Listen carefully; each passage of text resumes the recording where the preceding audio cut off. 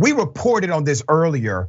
That guy is running for U.S. Senate. He made a commercial. That commercial basically tells people you need to kill Republicans and liberals. That's what it says. We reported on it. We said it seemed like a threat to us. Now, GOP leaders, in particular one, is in contact with the cops about that guy and his commercial. Let me remind you of the commercial. I'm Eric Greitens, Navy SEAL, and today we're going rhino hunting. The rhino feeds on corruption and is marked by the stripes of cowardice.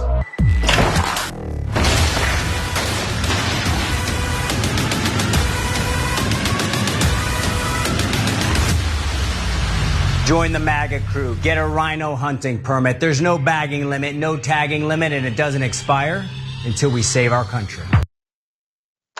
All right, so this is in Missouri. If you've never heard of the guy, he actually used to be a governor for a very short amount of time. He had to leave because he was corrupt, okay? So now he's running for the U.S. Senate in Missouri, and there's some more. Eric Greitens has been at the center of controversy ever since that particular commercial came out, where he does, in my opinion, threaten others with death. There's more to this story.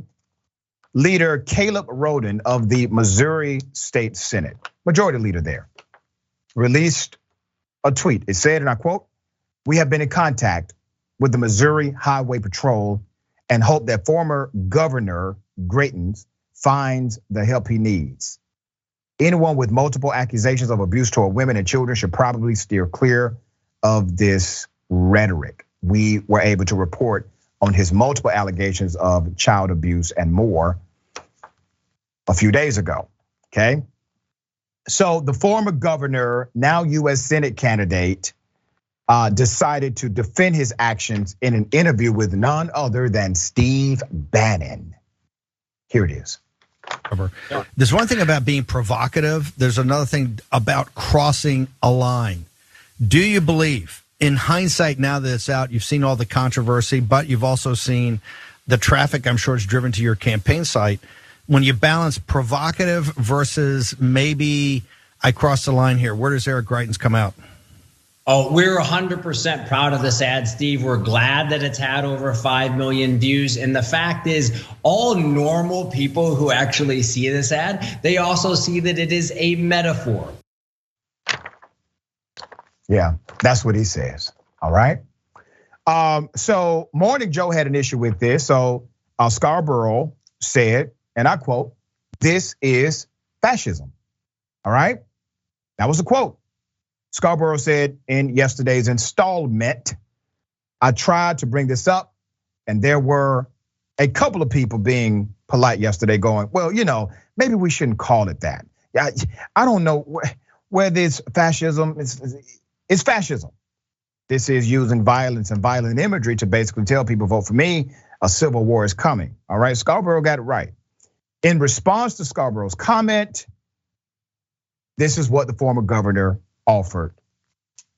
And you know what? I would happily accept an invitation and be happy to go on with Joe and Mika to debate all of those issues. And the reason why they engage in name calling against me, the reason why they engage in name calling against President Trump, the reason why they engage in name calling against all of the true America First candidates and all of the true MAGA leaders is because they can't actually debate on the issues. He does have a Democratic opponent. His name is Lucas Kuntz. Lucas released this.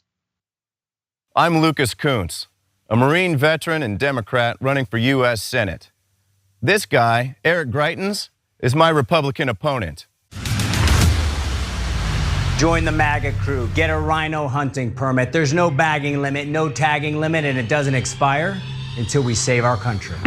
Now he thinks that teenagers, criminals, and terrorists should be able to get their hands on a weapon like this.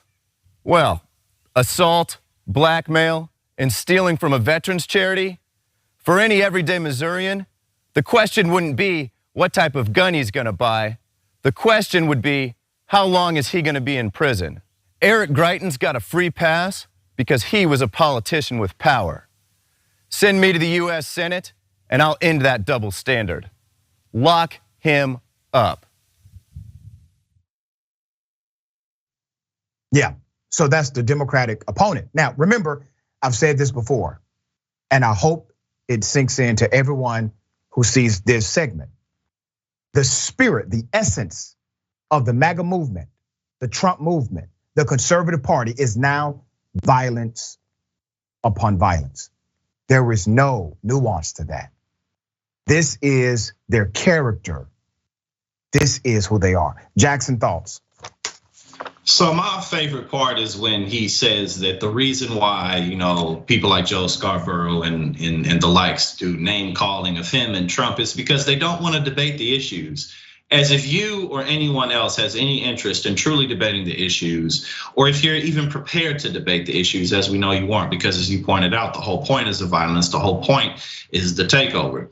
And they're gonna continue to go down that path. But the bottom line is that this guy really, really does not need to be in the Senate. He really doesn't need to be in office, and he doesn't have any tact or self-awareness. For him to make an ad like this and then say, all the normal people who saw that could see it was a metaphor. But what about all the other people who are not happy with it? Oh, those people don't count. Like, this dude's a loser.